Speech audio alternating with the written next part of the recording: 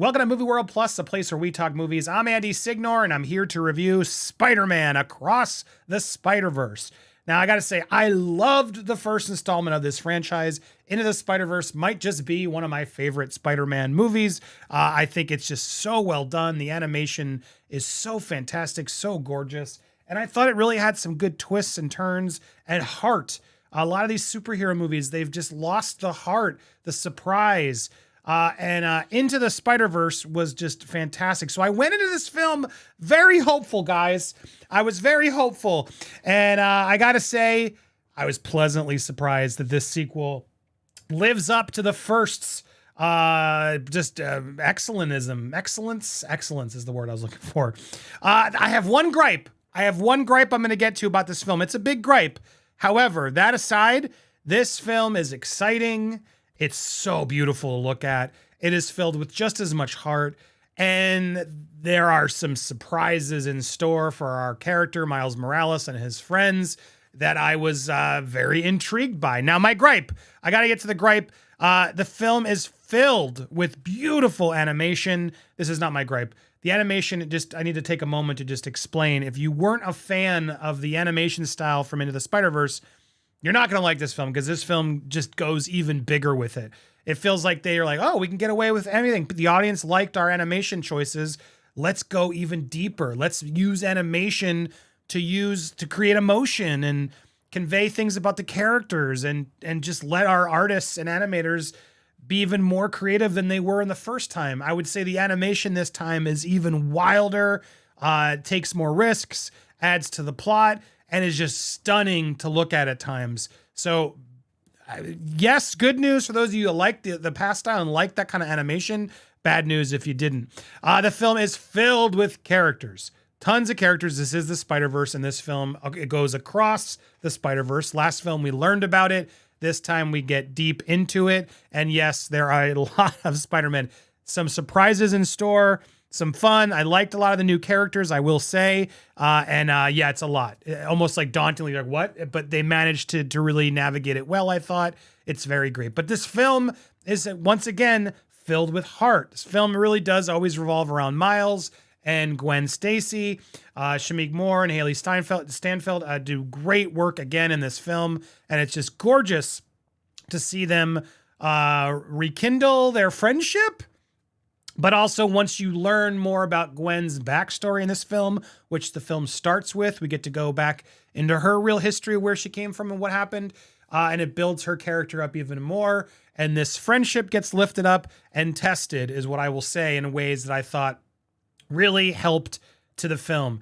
And then enter Miguel O Hara, played by Oscar Isaac. Wonderful addition.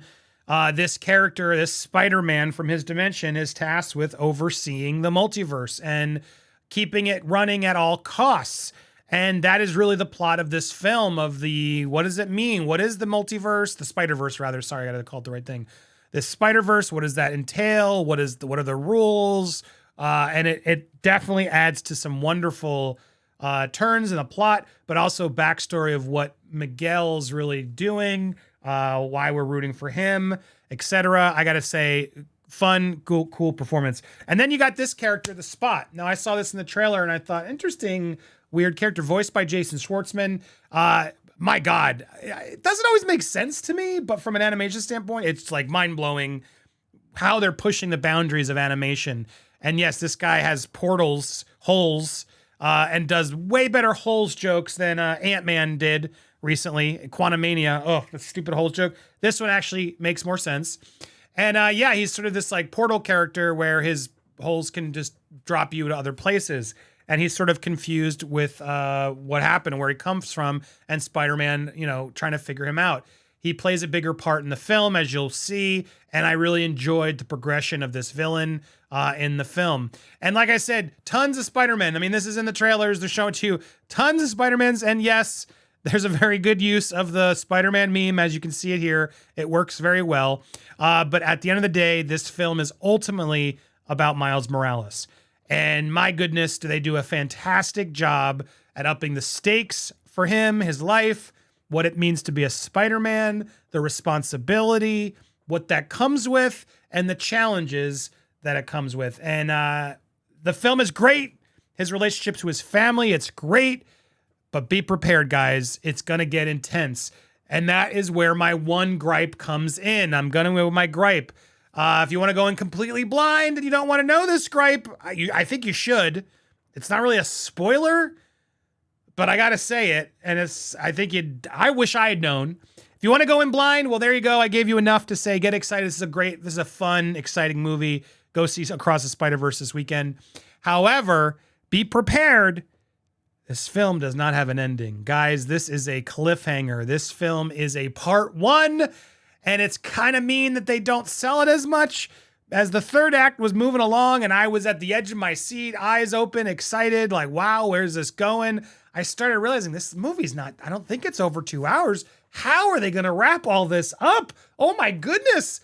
They better not rush this. And they don't. Instead, it leaves you on a moment, the audience gasped, like, what? And I was kind of annoyed and I had to process it. Yeah, this movie is a part 1. You will learn what I mean when you see it. And I suspect, though, that you'll be very excited to see part 2. And at the end of the day, as I settled with it, I got to still say I give the film good marks. It's a little bit frustrating because it's like, this is part 1. But then you could go back and you could argue, well, Andy, so is Empire Strikes Back in a way, isn't it? But Empire Strikes Back doesn't end with to be continued. So I don't know what your thoughts on it. It's annoying. It frustrated me. But I got to be honest, I was invested. I liked where the movie went, where it's going, and I cannot wait to see part 3. So at the end of the day, I got to give this film thumbs up. This is a trend that we got to get used to, I suppose. Fast X ended with a part 1, and I enjoyed the twist at the end, but I felt like at least Fast X resolved the story points to a point, and then opened up, okay, well, now this is where these characters are going to go. Spider-Verse is more along the lines of Back to the Future 2, was it? Yeah. It's a to be continued. There's more story that needs to unfold to figure out where this all goes. So be prepared. Mission Impossible is about to do it. Dead Reckoning Part 1. The Part 1 seems to be something that studios are going to try more and more often. Wicked's about to do a Part 1, Part 2. Yeah, I don't know. Like Deathly Hallows, Harry Potter. I hated the first part. This part works. It's exciting. It's well done. It delivers the action, the animation, the heart. It's all there. It's going to keep you on the edge of your seat. You're going to love it. But does a movie need to have a third act closure, 3-act structure finale? Or are you guys going to be cool with it being an installment, more like a show? And then, get ready. There's going to be more coming. I'll be interested to see where audiences really stay on that. Once the next one comes out, which I did look up, it seems like the next one's coming out next year. As long as we're not waiting 5 years and they really do have a quick plan, then sign me up. I'll be there first in line because, yes, this was a really good addition. It upgrades the characters. It takes you to a new place. And without spoiling it, it adds an interesting story element and a question mark that I was like, and I like where this went. This is good, and I can see potential of where this could go. That gets me emotional, excited, and good characters. They did not disappoint. The Spider-Verse franchise is the best thing Sony's doing. Praise to Lord and Miller for overseeing this. I don't know why Sony just hasn't given the Spider-Man keys to them altogether. They should be in charge of all the films, and they should start cutting all the crap.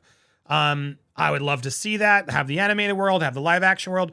Lord and Miller and their team, their creative people, really seem to understand this character, where to take it, and how to rejuvenate it and make it still exciting. So get excited. Across the Spider-Verse is a lot of fun. I really enjoyed myself. Frustrated, I gotta wait to see where this goes. But overall, I gotta say I was pleased with it. What do you guys think? Are you guys excited for the Spider-Verse? Are you gonna see it opening? It opens June 2nd. That's tomorrow, all over. I would definitely see it in IMAX if you can. This film is gorgeous.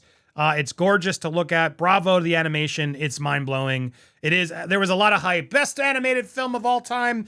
It's up there, man. Some of the stuff they do, the work they're putting into this, it looks stunning. It really does. Is it the best Spider-Man movie of all time?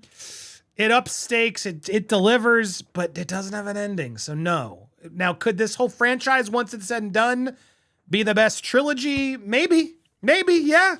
Put Sam Raimi's up to the test, and could part 3 really fix Spider-Man 3? It could.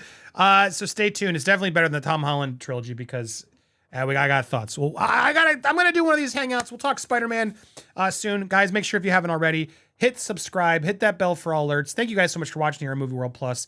Hit that thumbs up if you agree. And what do you think in the comments down below? Are you excited for it? Are you nervous?